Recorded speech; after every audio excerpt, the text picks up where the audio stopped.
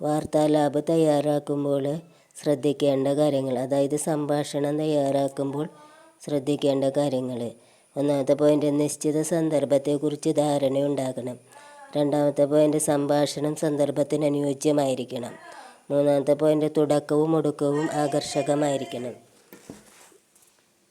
നാലാമത്തെ പോയിൻ്റ്, സന്ദർഭത്തിന് അനുയോജ്യമായ ഭാഷാശൈലി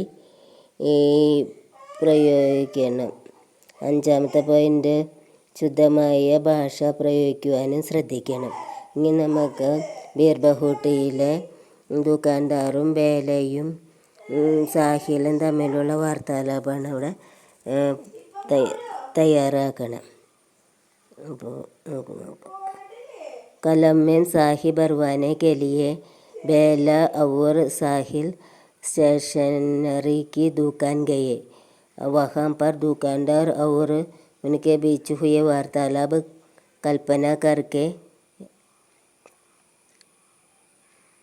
लिखे. दुकान എന്താണ് അർത്ഥം പറയുക?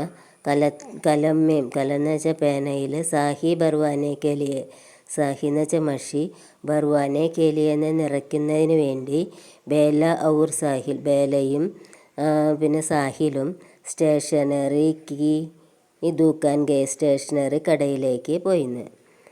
ദുക്കാൻ എന്ന് വെച്ചാൽ കട. വഹാം പർ, അവിടെ, ദുക്കാൻദാർ ഔർ ഉൻകെ ബീച്ച് ഹുയെ വാർത്താലാപ് കൽപ്പന കർക്കെ ലിഖെ.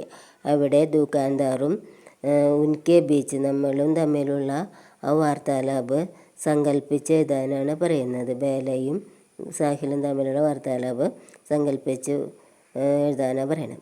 അപ്പോൾ ദുക്കാൻദാർ, ആവോ ബച്ചോ ക്യാ ചാഹിയെ, വരൂ കുട്ടികളെ, എന്താ ആവശ്യമെന്ന്. അപ്പോൾ ബേല, പെൻമേ സാഹി ബർവാനി ഹെ, പേനയിൽ മഷി നിറയ്ക്കണമെന്ന്. അപ്പോൾ ദുക്കാൻദാർ, ബേട്ടോ സാഹി की बोतल अभी अभी खाली हो गई, अब तो कल ही मिल जाएंगी. बेटी, मകളെ, മഷി കുപ്പി ഇപ്പോൾ കാലിയായതുള്ളൂന്ന്, ഇപ്പോൾ ആണെങ്കിൽ ഇന്ന് തന്നെ കിട്ടുവരുള്ളൂ എന്ന്.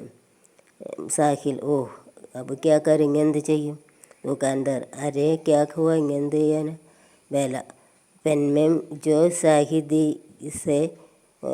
ഉസേ ഇസ്നെ സെമീൻ പർ ചിടക്ക് തീ. അപ്പോൾ ബേല പറയുക, പേനയിൽ കുറച്ച് മഷി ഉണ്ടായിരുന്നു, അത് ഭൂമിയിലേക്ക് തട്ടിക്കളഞ്ഞു.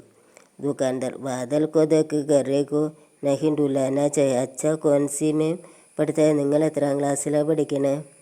സാഹിൽ, പാഞ്ചുവി. ദുക്കാൻദാർ, ദോനും, രണ്ടാളും. ബേല, ഹം, അതെ. അബ് തോ ഹം ജാത്തേ ഹേ, എന്നാൽ ഇപ്പോൾ ശരി, എന്നാൽ ഞങ്ങൾ പോകട്ടെ എന്ന്. സ്കൂൾ കാ സമയ ഹോ ഗയാ, സ്കൂളിൻ്റെ സമയമായി. ദുക്കാൻദാർ, ടീക്ക് ശരി, കൽ ആവോ, നാളെ വരുമെന്ന്.